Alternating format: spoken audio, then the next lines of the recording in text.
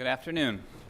I'm Tom Putnam, Director of the John F. Kennedy Presidential Library and Museum, and on behalf of Tom McNaught, Executive Director of the Kennedy Library Foundation, and all of my library and foundation colleagues, I thank you for coming and recognize the generous underwriters of the Kennedy Library Forums, lead sponsor Bank of America, Raytheon, Boston Capital, the Lowell Institute, the Boston Foundation, and our media partners, the Boston Globe and WBUR.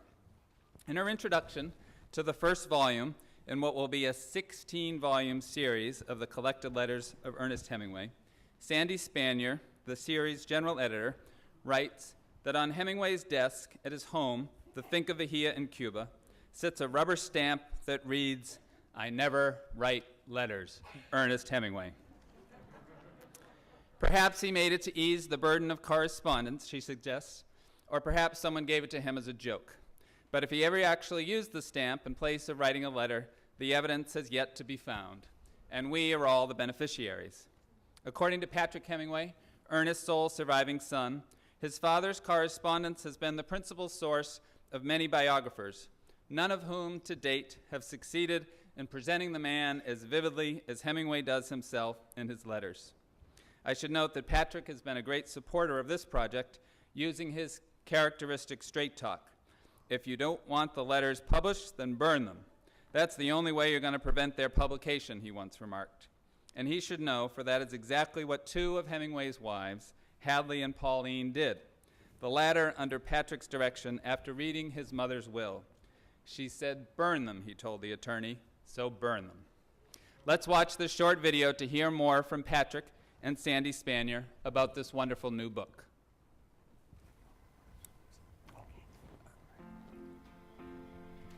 When we read a really fine work of fiction, we're always interested in the author because we think, how did this man gain the insights and the knowledge to write so well? There must be something about him that's interesting for himself or herself alone. And the letters of Hemingway will supply them with all the information they want. His published work is known for his very spare, disciplined, honed-down style.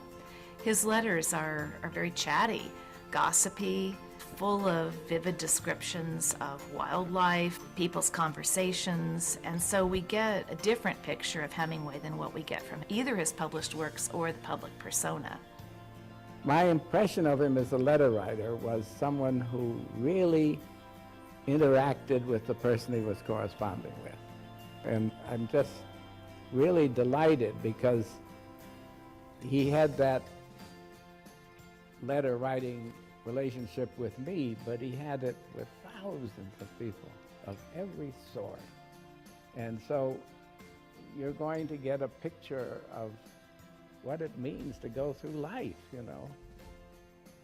He had a whole spectrum of friends and associations in his life. He was equally comfortable with Gary Cooper or Marlene Dietrich or a fisherman in Cojimar, Cuba.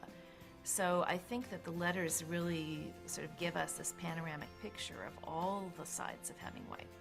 We are presenting everything that we can find, and we're defining letter fairly broadly. It's postcards, it's telegrams, drafts of letters.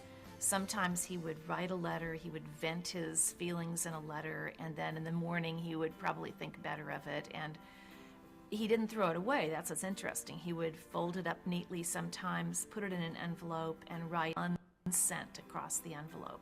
But he kept everything. I mean, he called a spade when it came to his family.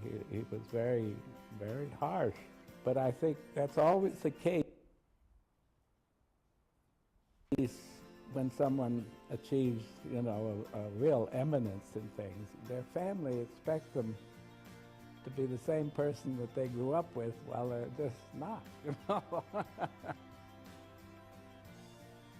We have a very intimate view of the young Hemingway in Volume 1, growing into his independence as he leaves home, goes off to work for the Kansas City Star, and then goes off to war, comes home, and then decides he's not comfortable in Main Street America anymore.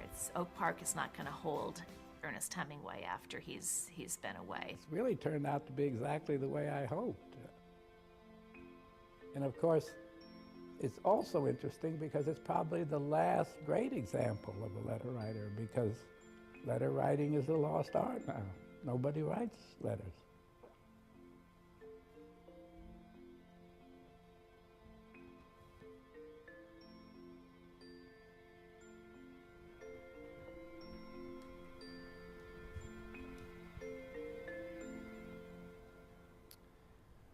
Before learning more about the book and having some of the letters read to us, I can't resist sharing the story of an exchange of correspondence between Hemingway and F. Scott Fitzgerald that is on display outside the Hemingway room upstairs.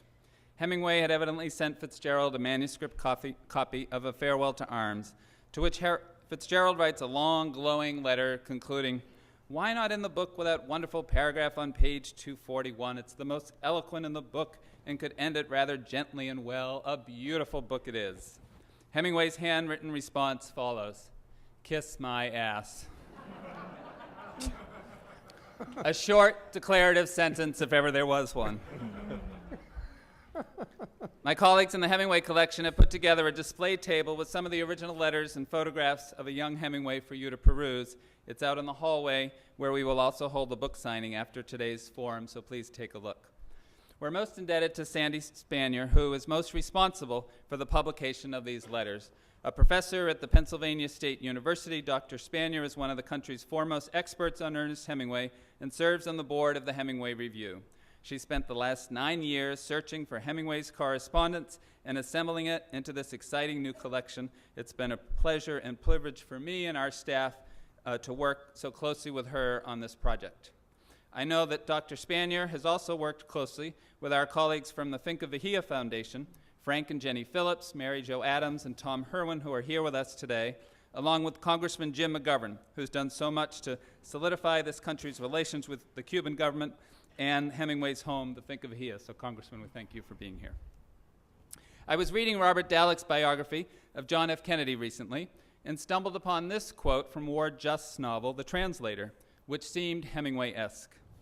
"Every man had to test himself, and if he was courageous and lucky, he found maturity.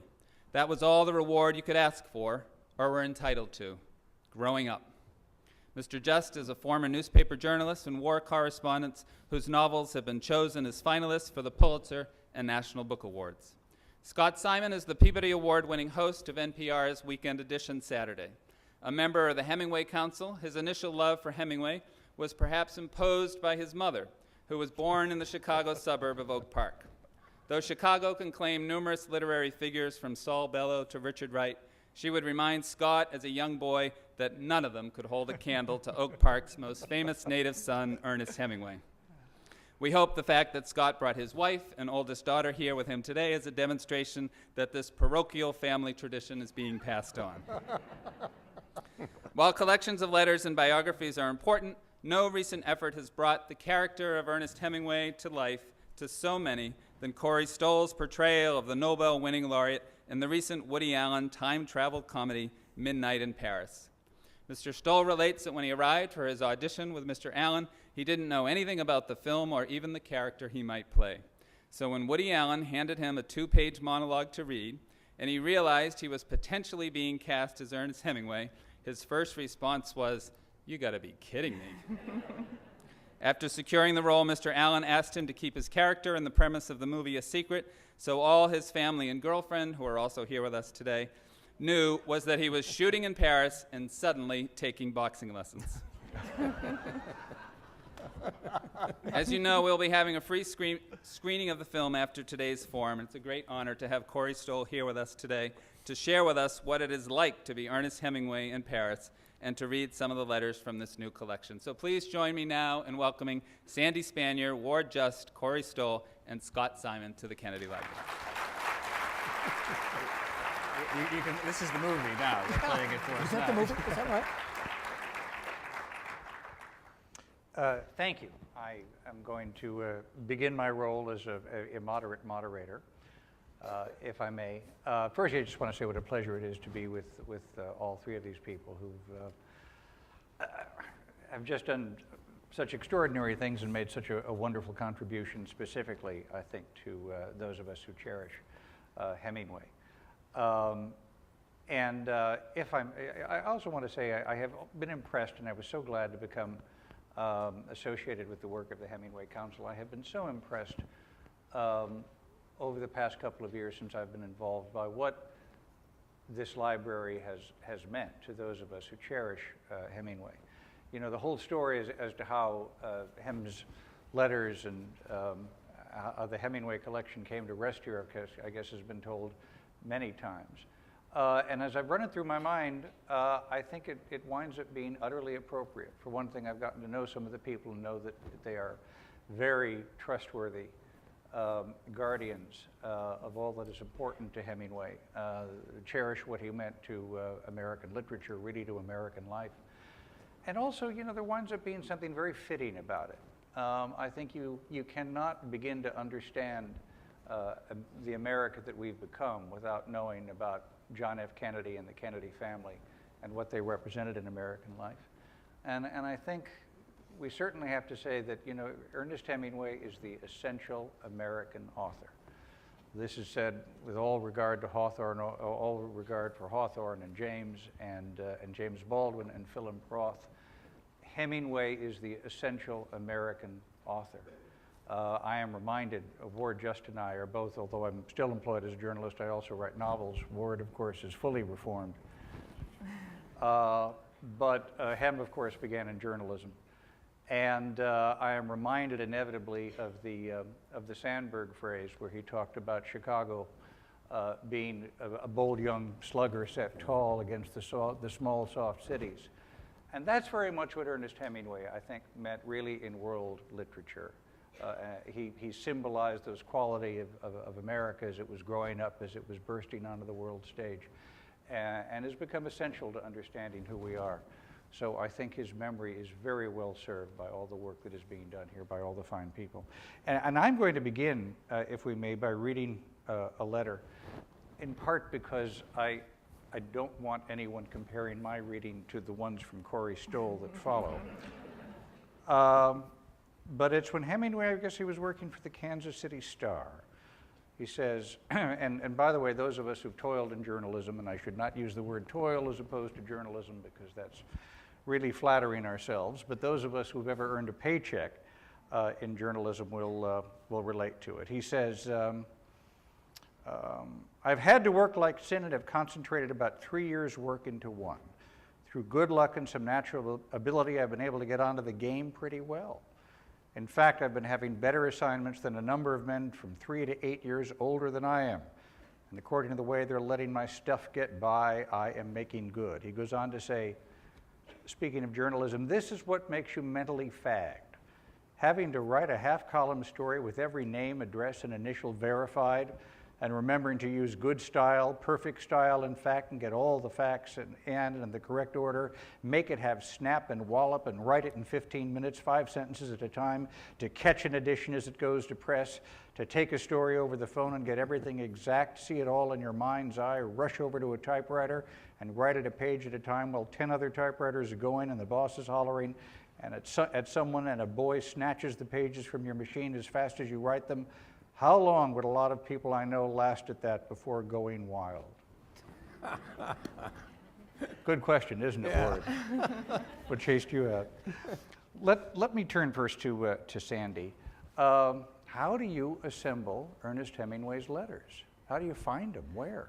Well, first of all, I want to say that this is very much a group effort. I'm the general editor of this project, but there are a number of other scholars involved. Robert Trogdon is a co-editor. We have several other people working on several volumes out of the 16. Al DeFazio, Miriam Mandel, Rena Sanderson. And so I don't want to take full credit for this by any means. I'm also working with a very distinguished editorial advisory committee appointed by the Hemingway Foundation. Those people deserve a lot of credit. And I also want to thank Patrick Hemingway for conceiving of this in the first place. It was his idea that there should be a complete scholarly edition of his father's letters, not a book of selected letters. He said he thinks that the value of a writer's letters is in all of them, and let the chips fall where they may. And very generously, he stipulated that all the royalties that would be due to the Hemingway estate should be funneled back into this project to sustain it over the long term, because we're talking about 20 years or so.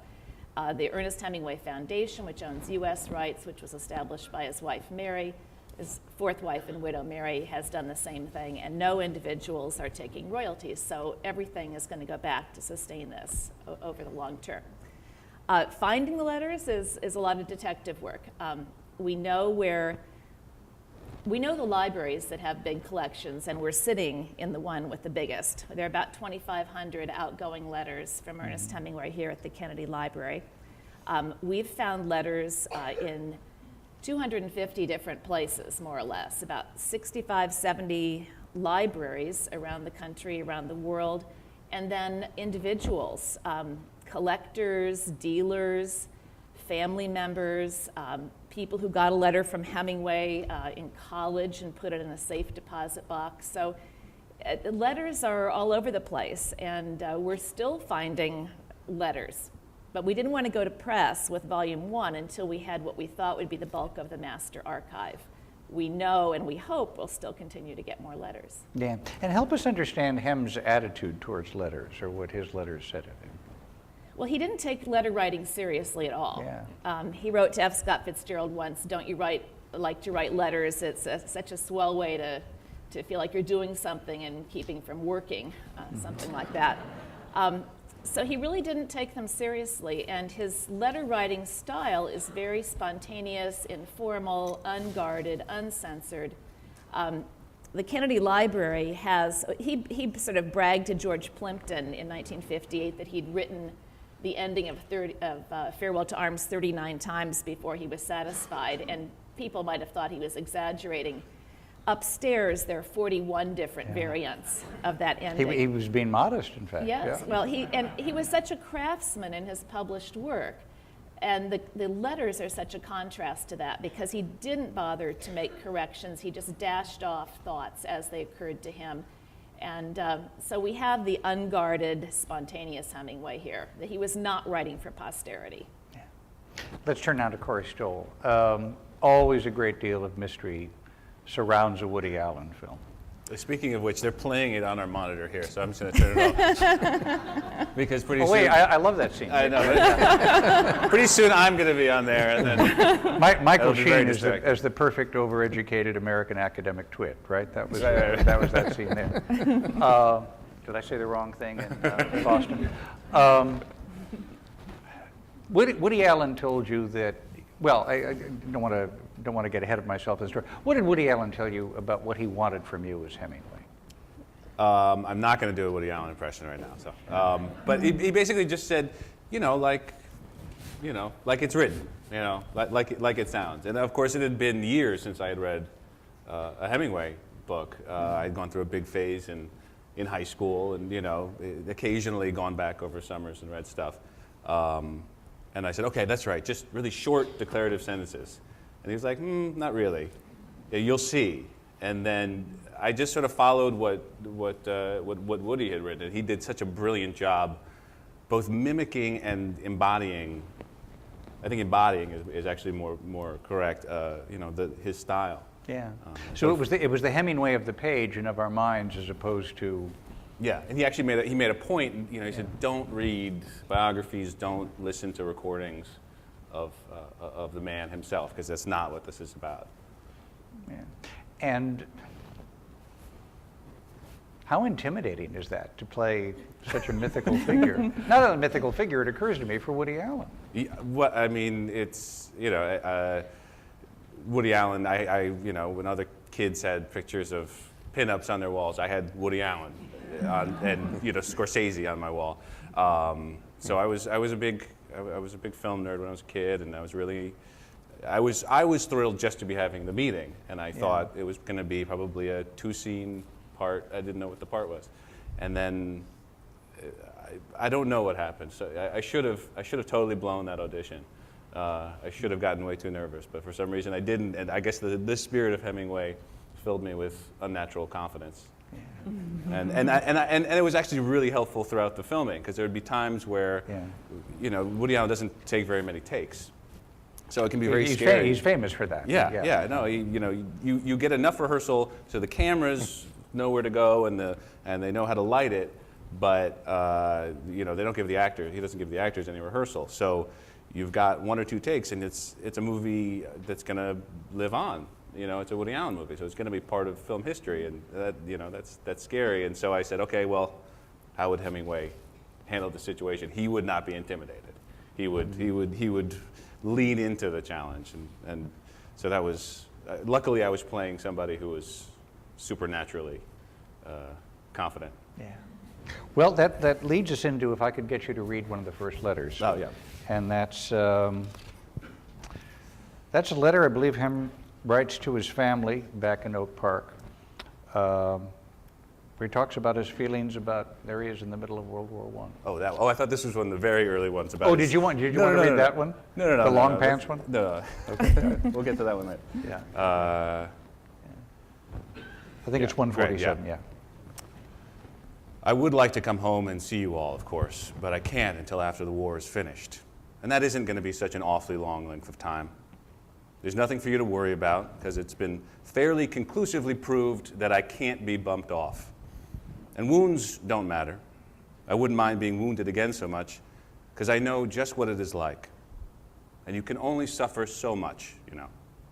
And it does give you an awfully satisfactory feeling to be wounded. It's getting beaten up in a good cause. There are no heroes in this war. We all offer our bodies, and only a few are chosen. But it shouldn't reflect any special credit on those that are chosen. They're just the lucky ones. I'm very proud and happy that mine was chosen, but it shouldn't give me any extra credit. Think of the thousands of other boys that have offered. All the heroes are dead. And the real heroes are the parents.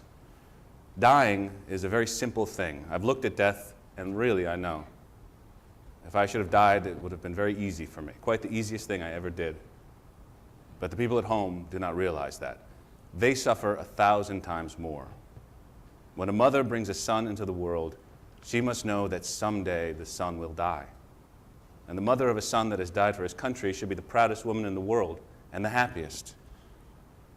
And how much better to die in all the happy period of undisillusioned youth, to go out in a blaze of light, than to have your body worn out and old and illusions shattered.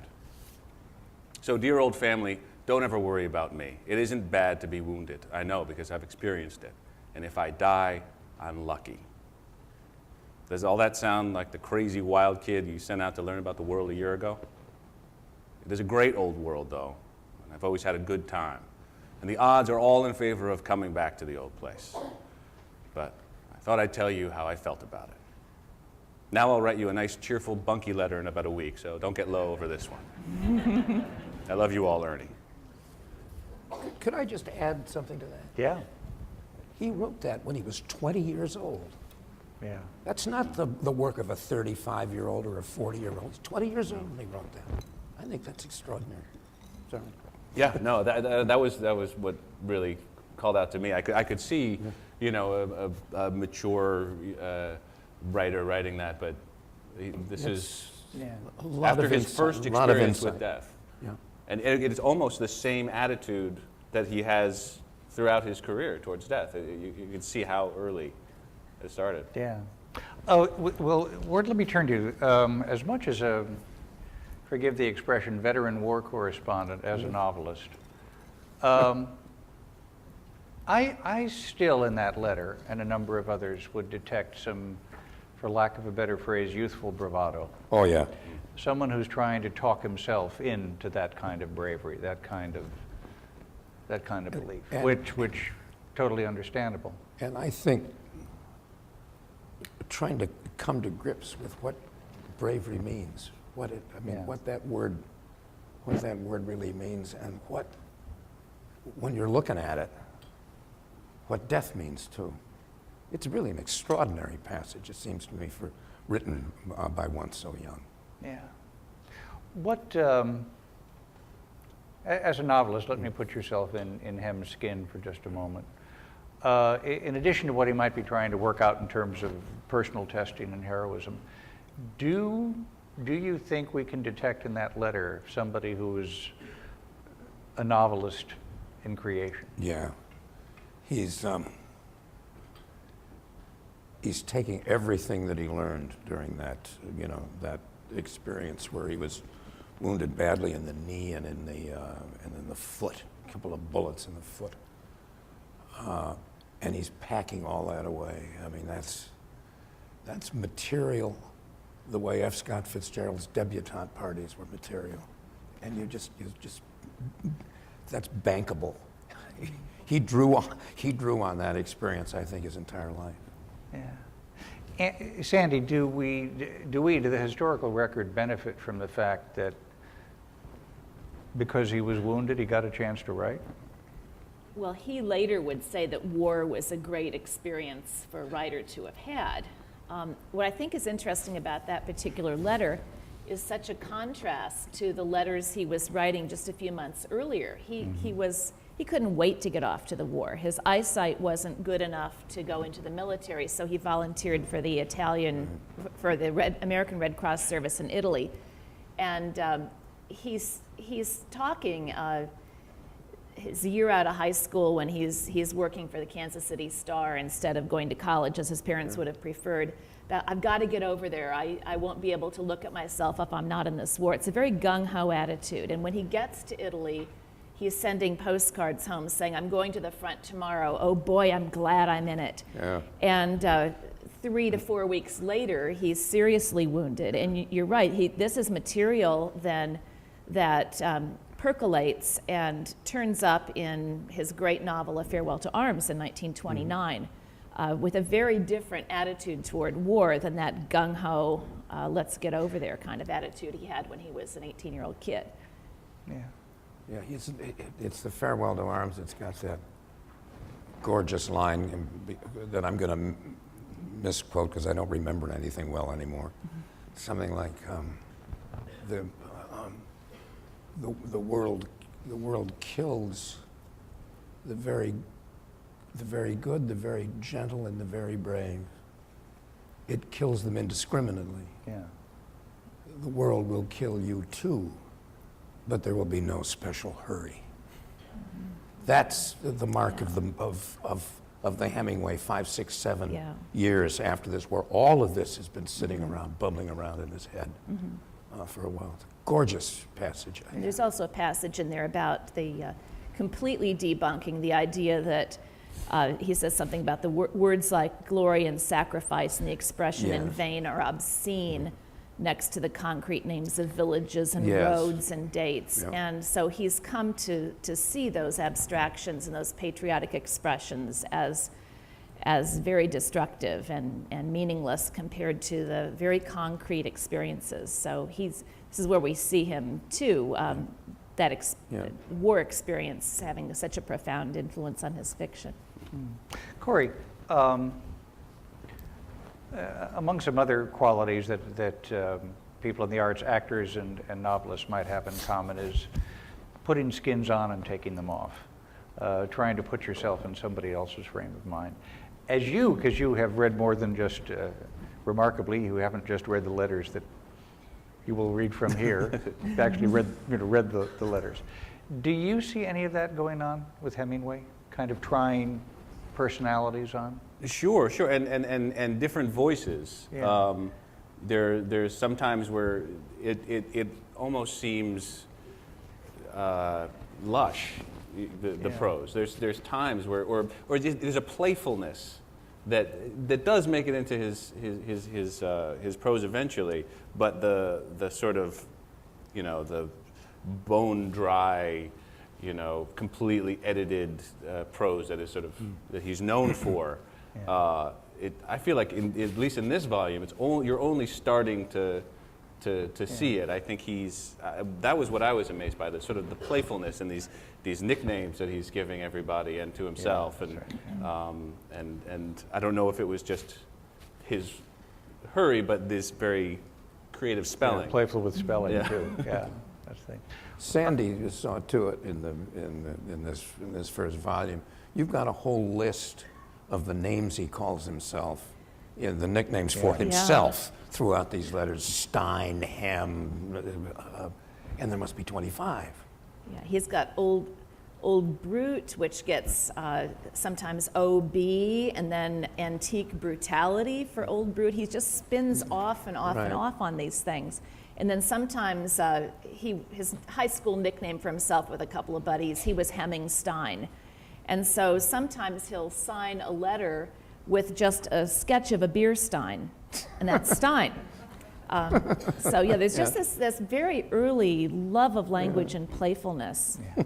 And also there's that love of, I mean, I notice in his fiction, he doesn't just say, we drank and then we paid.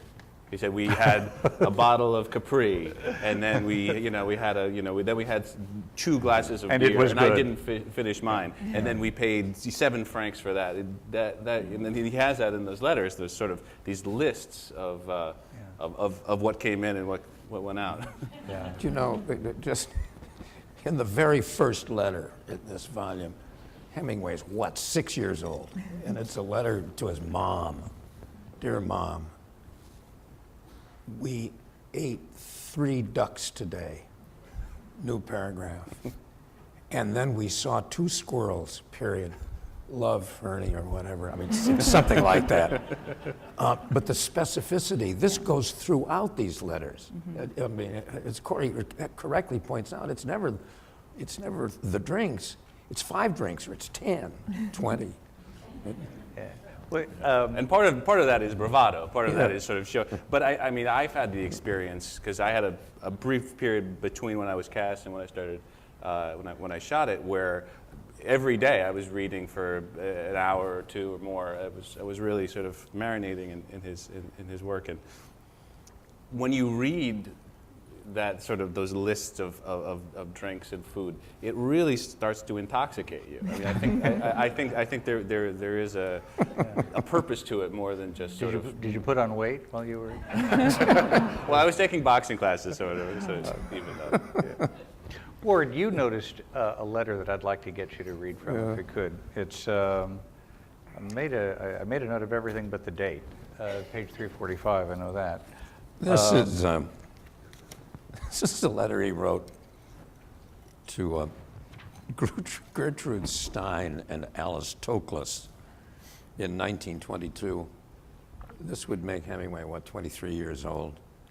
And it's evident from the texture that they're new friends. And I'm not going to read, I'm going to more sort of précis this because I have a thought about it. I think I know the circumstances under which it was composed. Dear Miss Stein and Miss Tokraz, he spells Toklas, T-O-C-R-A-Z.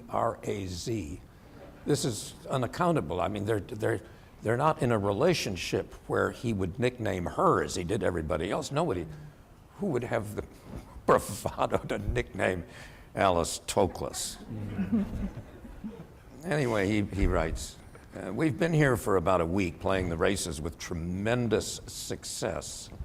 I get up at dawn and study the dope sheet, and then after my brain is cracked under the strain, Mrs. Hemingway, with about 3 cocktails and an indelible pencil to aid her, picks winners, as easy as cracking peanut shucks. With the aid of her alcoholic clairvoyance and an old friend of mine that I think sleeps with the horses, we've had 17 winners out of 21 starts. Skip down 2 paragraphs. We had a fine time in Suisse, climbed a couple of mountains with Chink, that's a friend of theirs. And then he climbed one himself and nearly got himself killed on Ascension Day, coming across a torrent that was too deep and fast for him and met us at the baths. And we drank 11 bottles of beer apiece with Mrs. Hemingway sleeping on the grass and walked home in the cool of the evening with our feet feeling very far off and unrelated, and yet moving at terrific speed. hope to see you both soon. Now, as the late revered mayor of Chicago used to say, Richard J. Daley, believe that and you'll believe anything. What must Stein and Toklas have thought on receiving a letter like that? So you don't think he picked 17 winners? I don't think he picked 17. I don't think he had 11 bottles of beer either, although that's more plausible than 15 winners.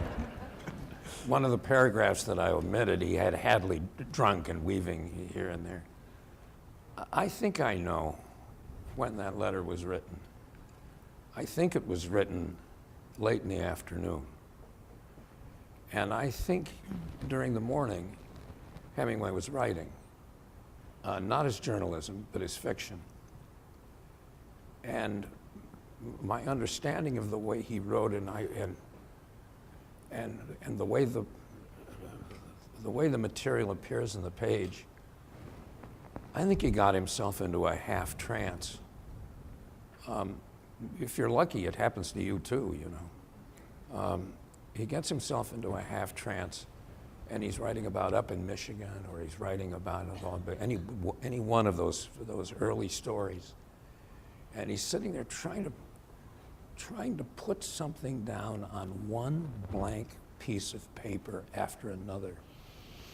And this would last until about 3 o'clock in the afternoon, until he reached that point where he knew what was going to come. And at that point, he knows he has to put his pencil away. But he's still in the parallel universe. And so he sits down and he says, what the hell, I might as well write a letter to Gertrude and Alice. And he sits down and pens this. And as he's doing that, he's still back in the parallel universe. And it's a letter of fancy. At some level, all writers, poets, fiction writers, journalists, whatever, at some level, they're all entertainers. And he's writing this book to entertain the two ladies. I imagine he probably succeeded, though I think that frankly they were baffled by what they saw in front of their eyes. So anyway, that's my fancy about how the letter got written. Yeah. Can I That say makes, something yeah, about- please, yeah. In terms of just these stories, when he was crossing over to Europe on the ship with Hadley in December of 1921, he has 2 letters in which he vividly describes a boxing match that he has in the ship's dining room, and how they pushed all the furniture off to the side, and he was boxing with Kid Cudi of Salt Lake City. Yeah. And so as part of our annotation research, we're needing to identify with birth and death dates for our voluminous endnotes, because this is a scholarly edition. We were able to find historical newspapers. Again, thanks to the internet, a lot of these things are now digitized. So I was able to in terms of looking up who Kid Cudi was, it turns out that the very night that supposedly he was fighting Ernest Hemingway in the middle of the Atlantic on a ship, he was in Salt Lake City. It's in the newspaper. He lost a bout. Now, either Hemingway's fabulating. I don't know why you would have picked Kid Cudi, because he was a lightweight. So I don't understand that. Right. Or maybe the guy on the ship he's boxing with misrepresented himself. But there are a lot of interesting details like that throughout. Did you find that throughout the letters? There would be what Mark Twain called them, stretchers. Well, he claimed back in when he was in Kansas City, at Kansas City Star, he claimed to have fallen in love with this movie actress, Mae Marsh, and that they were going to be engaged. He gets 2 letters a week from Mae Marsh. Years later, someone interviewed this woman, Mae Marsh, who was a film star, and she said, I never met Hemingway. I would have liked to, though. So, but the description is so vivid. Right. Yeah. But that's what novelists do. That's what they do. They tell stories. What a shame you have to check on this kind of stuff. Now, is it still true that he liberated the bar in the Ritz in Paris? I think there is some truth in Because that, I'll yes. kill myself if that Yeah, isn't no, true. that's, I base my whole character on that. no, that- He was there for sure. he was there, absolutely. Yeah, he was there for sure. I mean, there's some question as to whether or not he was the first one in, but that was But first if he you're in the stopped- first yeah. wave, I think it counts. First, I anyway. think Yeah, that's- that was the- I believe he stopped first at Sylvia Beach's bookshop, Shakespeare and Company, to see if Sylvia was okay before he went on to the Ritz. So chivalrous and gallant, Yeah. even Yes. before he got to the bar at the Ritz. Corey, I want you to read another letter, if you could. And this is, you know, for all we might say of Hemingway and women, he had his heart broken more than once. And of course, that's also reflected in his novels. But Corey, let me get you to read a particularly heartbreaking one. 30th of March, 1919. And this is to his friend Bill Horn. Caro amico. It's kind of hard to write it, Bill, especially since I've just heard from you about how happy you are. So I'll put it off a bit. I can't write it, honest to God. It's hit me so sudden. So I'll tell you everything I know first. And then he goes on to sort of give news about their old friends back home. He says, now, having failed miserably at being facetious, I'll tell you the sad truth, which I've been suspecting for some time since I've been back, and which culminated with a letter from Ag this morning. She doesn't love me, Bill. She takes it all back. A mistake. One of those little mistakes, you know. Oh, Bill, I can't kid about it, and I can't be bitter because I'm just smashed about it. And the devil of it is that it wouldn't have happened if I hadn't left Italy. For Christ's sake, never leave your girl until you marry her. I know you can't learn about women from me, just as I can't learn from anyone else, but you, meaning the world in general, teach a girl. No, I won't put it that way. That is, you make love to a girl and then you go away. She needs somebody to make love to her. And if the right person turns up, you're out of luck. That's the way it goes. You won't believe me just as I wouldn't. But Bill, I've loved Ag. She's been my ideal, and Bill, I forgot all about religion and everything else because I had Ag to worship. Well, the crash of smashing ideals was never merry music to anyone's ears. But she doesn't love me now, Bill. She's going to marry someone, name not given, whom she's met since. Marry him very soon, and she hopes that after I've forgiven her, and I will start and have a wonderful career in everything. But Bill, I don't want a wonderful career in everything. No, that isn't really fair. She didn't write and everything. All I wanted was Ag and happiness. And now the bottom has dropped out of the world, and I'm writing this with a dry mouth and a lump in the old throat, and Bill, I wish you were here to talk to. The dear kid. I hope he's the best man in the world. Oh, Bill, I can't write about it because I do love her so damn much. That's heart-piercing. I circled, I mean, that's as magnificent a phrase as any he wrote. I forgot all about religion and everything else because I had Ag to worship. Yeah. That was the Red Cross nurse Yes, he of fell course. in love with. That's in Agnes Milan. von Kurowski? Agnes Yeah. von Kurowski, who was the prototype then of Catherine Yes, right. Barclay, the nurse in A Farewell to Arms. And that was the day that he received a Dear Ernie letter from her. He had come back from Italy thinking they were going to get married. She was 7 years older. And he wrote a letter, or she wrote a letter to him, which of course he kept because he was a pack rat. And she lays this all out. Sorry, I love you more as a mother than as a sweetheart. That had to be really painful. Oh, dear. And she said, I expect to be married soon. It turned out she then quickly got engaged to an Italian aristocrat who then ended up dumping her because his family disapproved of this American adventuress.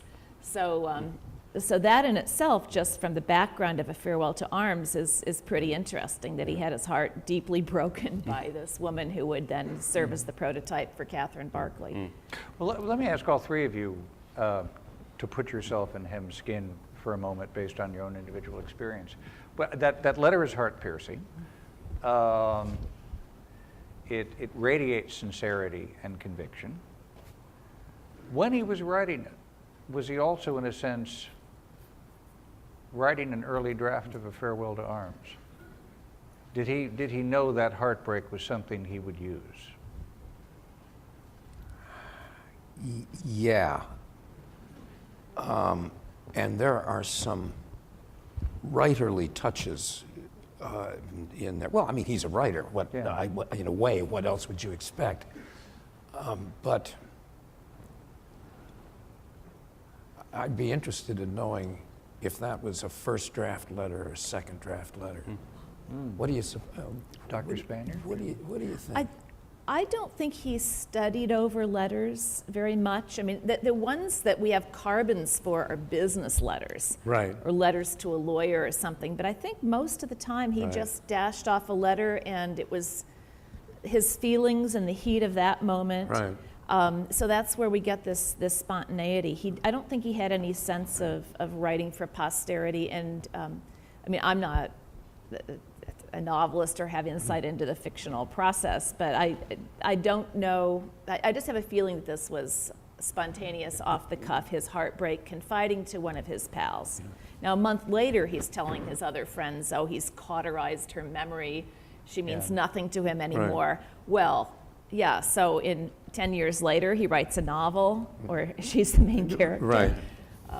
That's that line that you quoted about, I have heard a worship.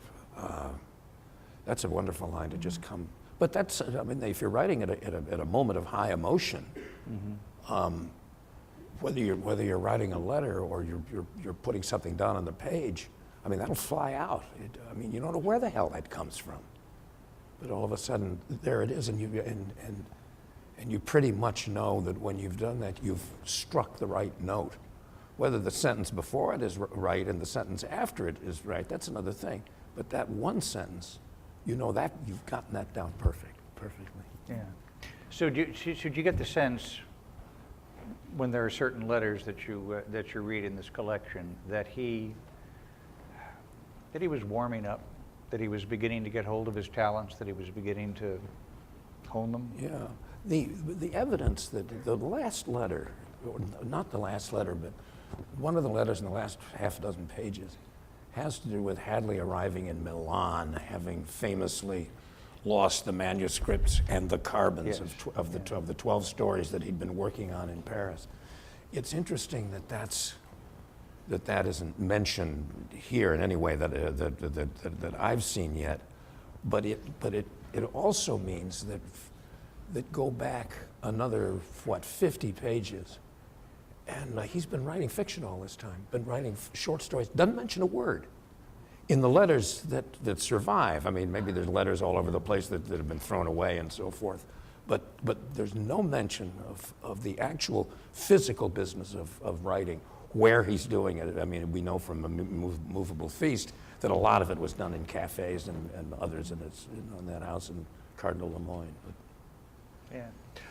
Is one of the hardest things to appreciate about any literary figure, but particularly one who casts the kind of majestic shadow of Hemingway, is it hard to capture how much time they work in the letters?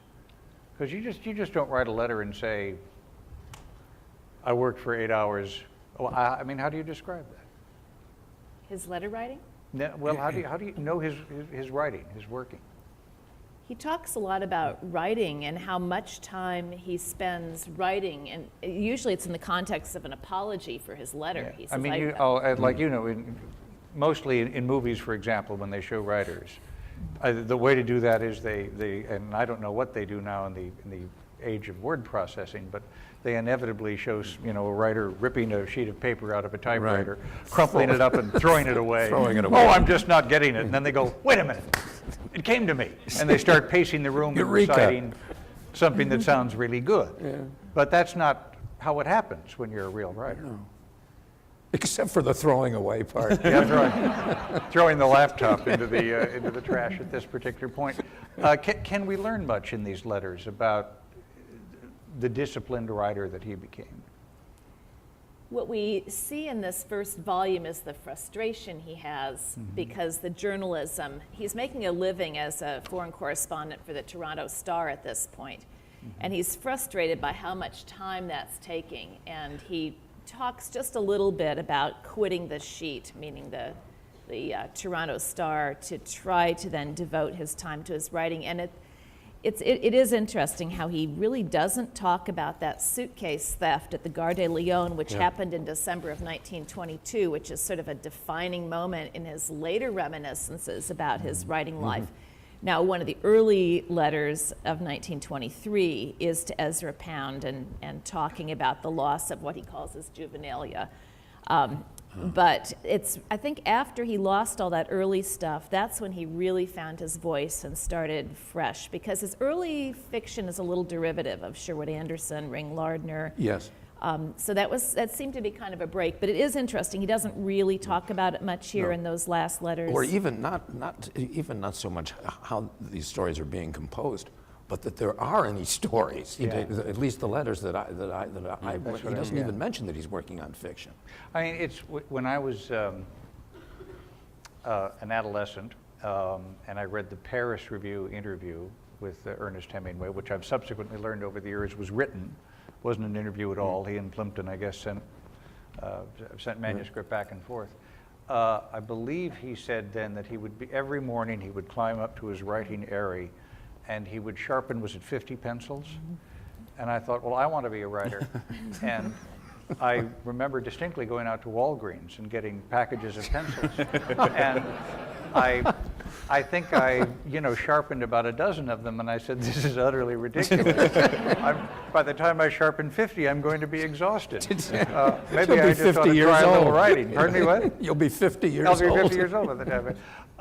And there's those, of course, and then you understand that this might have obviously been a gimmick. Again, one of his inventions, one of his artistic touches. I don't want to call it inventions. And of course, you realize that's really got nothing to do with writing, although he talked about how it helped him center his mind or concentrate or something. And I just noticed in these letters, there are very few,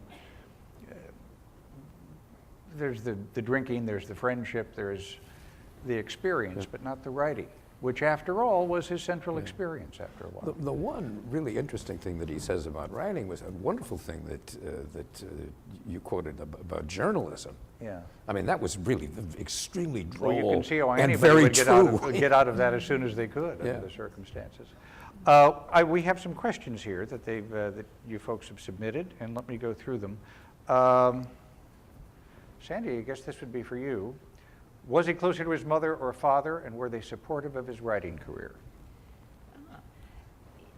Corey mentioned how he had different voices that he wrote in, and one thing that's really striking, he was close to both of his parents, at least in these early years, and that is one of the contradictions of this commonplace that he hated his mother, which later on they had very strained relations. But the early letters in this volume through 1922, yes, they had a bit of a break because she kicked him out of the lake cottage shortly after his 21st birthday for some antics that really weren't his fault with his younger sisters going on a midnight picnic. But you really see a relationship with his mother. He writes to her about operas he's gone to. They have jokes. He's very much a good son, and he writes separate letters to each of his parents, sometimes on the same day, mailing them in separate envelopes to the same address. So he has different voices and different conversations going with individual correspondence. And in the 6,000 some letters we've located letters to about 1,900 different people. So you saw the video of Patrick Hemingway talking about how many correspondents he had, and with each one he had a separate, unique conversation. So I find that pretty interesting. But yeah, very close to his dad at this point. His father committed suicide in 1928, tragically, but yes. I'll address this question to Corey. Maybe all of you have something to say on it, and I don't expect you to be an expert on this, but you certainly are an expert in trying to portray him. Can you touch on Hemingway's drunkenness, parens alcoholism, and how it affects his writing. Now, you portray Hemingway as a festive drinker. Yes. But at that point in his life... But a social drinker. A social drinker, right. Oh, absolutely. Yeah, but not a problem drinker. And you know, I would never dispute, firstly, I would never dispute any question here. But, you know, I leave it to the experts to define somebody as an alcoholic. A problem drinker, somebody who was very destructive of his health, absolutely. I go by the Raymond, and alcoholism is in my family too. I go by the Raymond Chandler definition of alcoholism, which is someone whose personality was markedly different when they're drunk than when they're not drunk. And I'm not sure he did so much work. I'm not sure an alcoholic would be as productive as he was, but I could be contradicted. Did that play on your mind as you were you trying to get to any of that? Well, you know, I'm an actor who played him for 15 minutes in a movie. So that's, you know, I've read a lot of him, but I haven't read that much biographical stuff. Actually, more since, just because people have been asking me about it. But I think, you know, from Woody's original direction to start from his writings.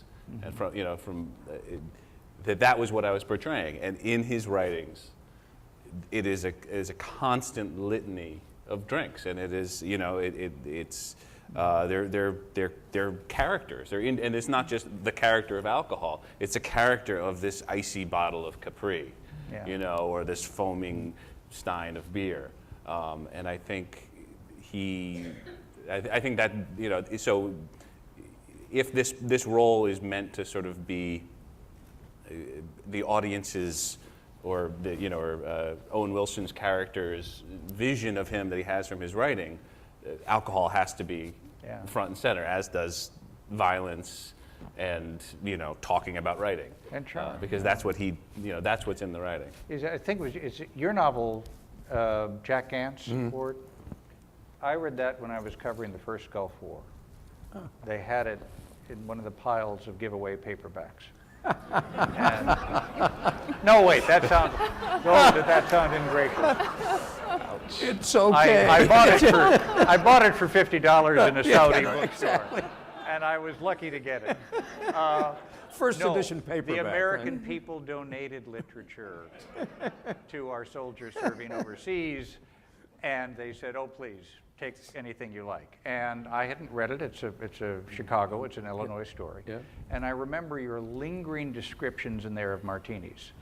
Yes. And of course, during all of that, I was in Saudi Arabia and then Iraq and dry. So I finally get out, and I'm changing planes in Frankfurt, and I walk into the bar in the airport there, and having under the spell of your novel, wonderful novel, I go up to the bar and I say, "Can you make a martini?" And the bartender said, "Yeah, make a great martini."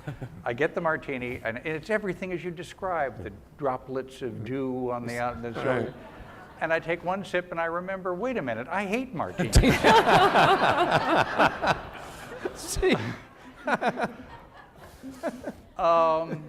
Was some of this also shtick? Yes. Yeah, I think Hemingway drank alcohol the way Henry James sipped tea.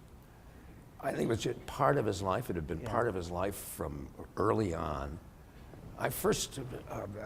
Then I began to have some doubts about productivity, because between For Whom the Bell Tolls and the fish book, The Old Man and the Sea, that's a long fish book. That's a long dry period. That's 14 years. But then he was sick a lot too. Yeah, and and he was spent some time in the war and whatnot. Yeah. But then, I mean, after he died, and they go into the safe deposit boxes, they find islands in the stream. They find the Garden of Eden. There's one other, I think, too, that I can't remember. Movable Feast. Yeah. And so he was productive. He was writing. He was just putting the stuff away. And there isn't any question that by the 1950s, with the airplane crashes and the booze, then things began to totally unravel for him mentally, also. Yeah.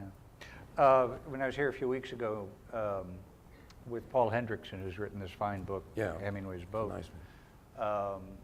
he talked about how he said in the whole story of Hemingway, you can forget, here was somebody who got up virtually every day of his life and tried to write something out of his soul.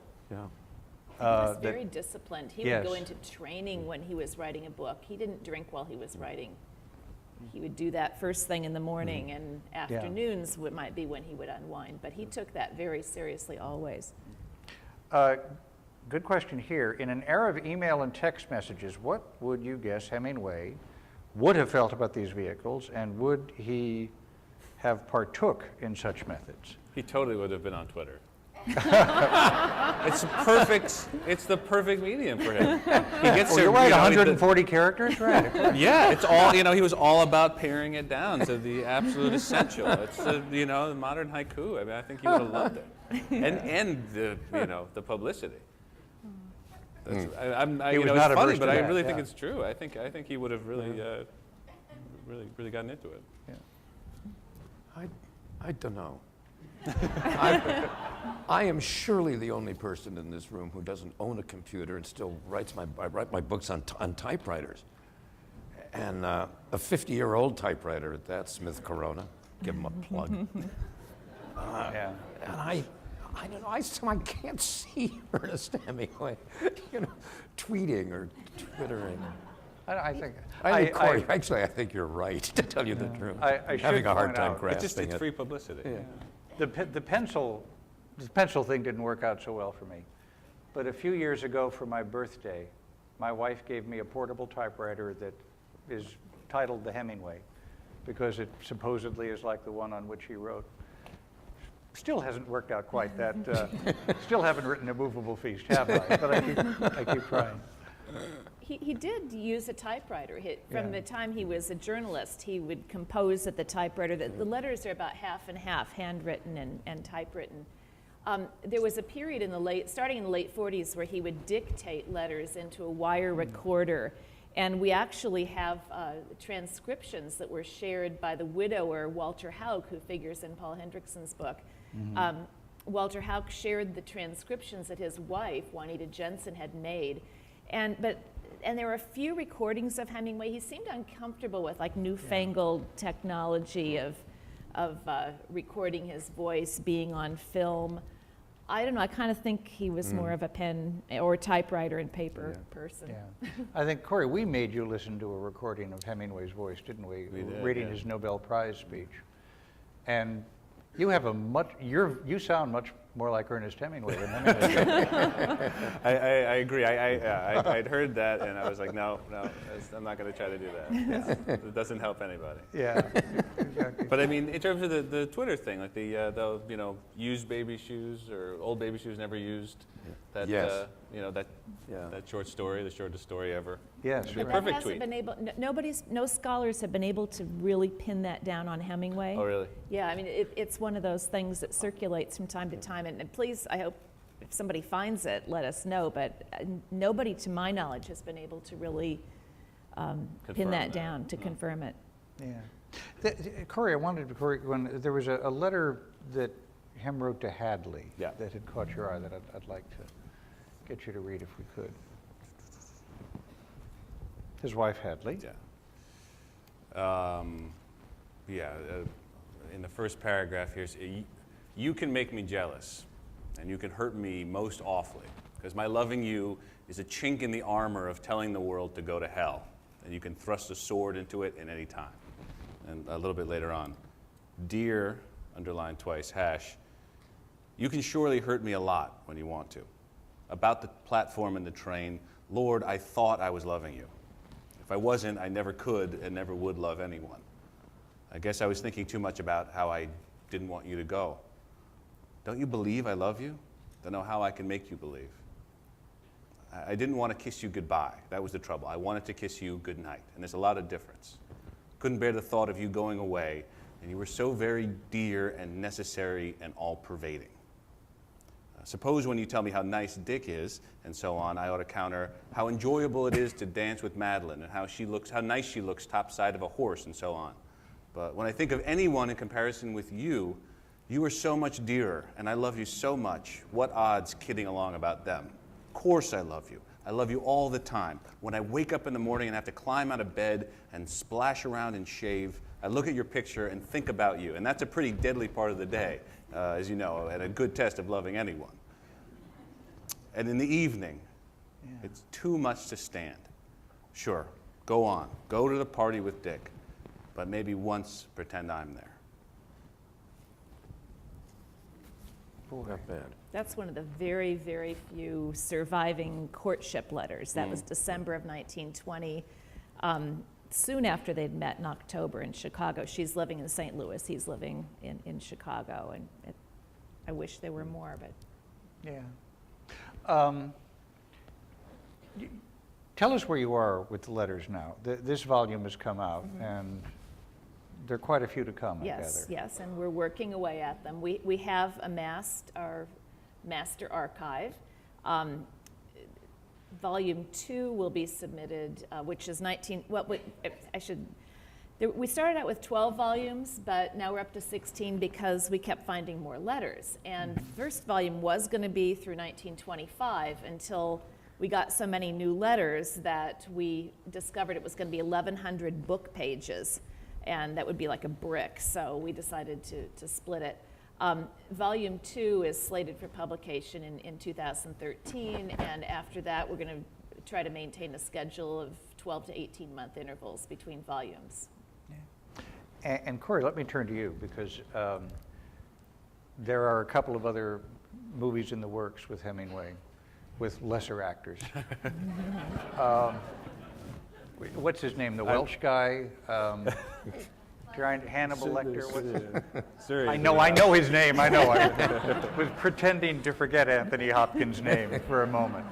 Yeah. As I was saying before, I'm glad mine came out first. So I don't have to be compared to them. But I think there's something special about portraying him at this point in his life. I think I truly think of it as the defining characterization. I think as he continues later in life, it's as much gets obscured by what happened to him and what he did to himself as anything else. I think this is a distillation of the essence of Hemingway. Thank you. Yeah. Is there? I mean, I thank you, certainly we all do, for being a part of this and being on the Hemingway Council. Do you carry a feeling for him forward from now? Oh, absolutely. I mean, it was, and when I had that period of a couple of months of really digging into his work, I would occasionally read other things, other people from the Lost Generation or other scripts that I had to do for for auditions and things, and everything just felt so flaccid. It was just his prose was just so muscular and vulnerable and honest, and it had an addictive quality in terms of reading. Everything else just felt trying to become that. And so yeah, no, I'm a lifelong fan now. Yeah. And Ward, of course, we're meeting. For those of us who love Hemingway, it's a significant year. Yeah. And an important one, and a tough one, because of course this is one of the anniversaries in which he ended his life. And why do we keep rediscovering Hemingway? Well, I don't think he ever really went away. There may have been a period in the 70s. He went out of fashion in academia for a while, maybe from the 60s through the 80s, part of the 80s. And the Carlos Baker biography came out. Yeah, all those the biographies came out, some good, some some not so good. But his books continued to sell. I don't know, maybe it's old guys sorry, what? Maybe it's old guys who keep him alive, I don't know. But I have a feeling, I mean, Corey says that there's something picking up about him because he has been out of fashion, that's fairly said. Yeah. But maybe he'll come back in because as you pointed out in the beginning, he is the necessary American novelist. You have to know Hemingway. Yeah. You don't understand the 20th century without having read Hemingway. You don't have to read all of it, but you should read a lot of it. Is one of the unfortunate things about being as famous a figure in American history is that you become well known for what people take you to be rather than people actually going back and reading. It's the personality takes Yeah. over, and people denounce the man. There's plenty to denounce Hemingway about, I suppose, personally and whatnot. Yeah. But that has nothing to do with the books. I mean, the books are there. I mean, Hemingway's one thing, and what he produced is something else. Well, he I was think. complicit in that myth. Yes. You know, I mean, Yes, in some ways, he was the he's source only of his got own- himself to blame Yeah. in many ways for the myth part of it. Yeah. I'm struck by a question here. Someone says, I'm struck by Hemingway mentioning luck in the first letter. Luck plays a big part in A Movable Feast. Does that bringing in luck as part of the writer's success and happiness, significant scrawl in there, and happiness continue throughout his career? Is it mentioned frequently in the letters? Luck. Nice The thing luck if- of being alive, the luck of... Nice thing if you got it. Yeah. It's really better than the other way around.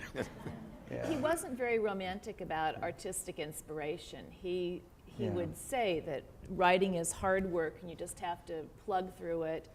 He kept on writing through all kinds of personal disasters, the difficult cesarean birth of his son Patrick, the suicide of his father, all happened while he had a deadline for A Farewell to Arms, and he just pushed through it. And he has this expression, you just have to bite on the nail and do it. So I think people don't really appreciate the discipline that he had as a writer.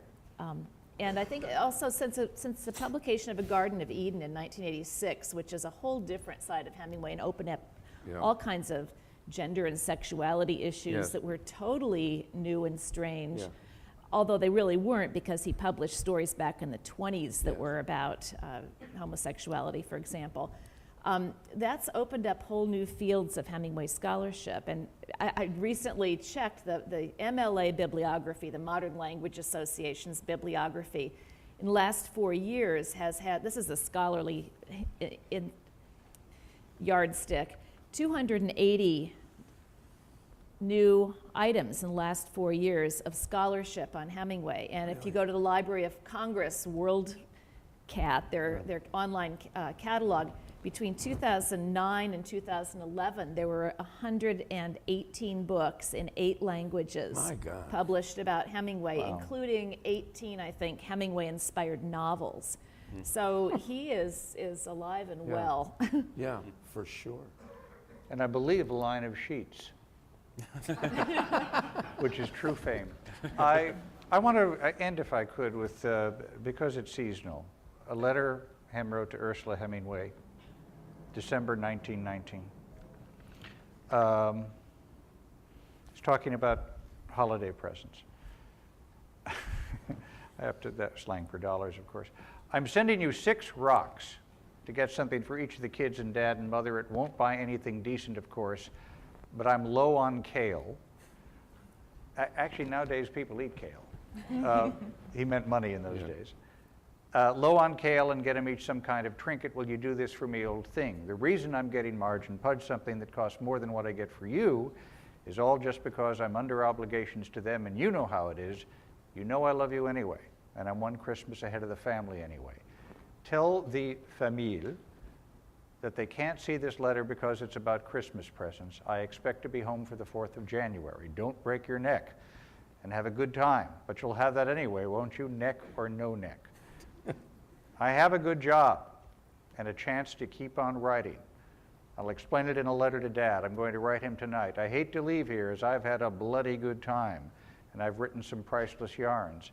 You know, sometimes I really do think I will be a heller of a good writer someday. Every once in a while I knock off a yarn that is so bloody good I can't figure out how I ever wrote it. thank you very much for being here.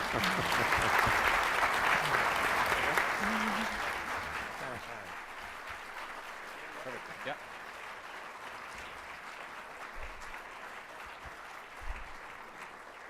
I just want to give quickly some directions. So Sandy Spanier is willing to sign your copies of the book, which are on sale in the bookstore, and that'll be right out in this hallway.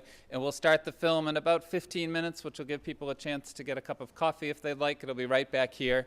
And lastly, you know, in that lovely address that Ernest Hemingway wrote to accept the Nobel Prize, and which later he recorded and is what Scott was referring to, he does use the word alchemy, that whatever degree of alchemy a writer possesses. And I think you'll all agree with me that we had wonderful alchemy today to have this incredible panel here to talk to us about these letters. So we thank you all.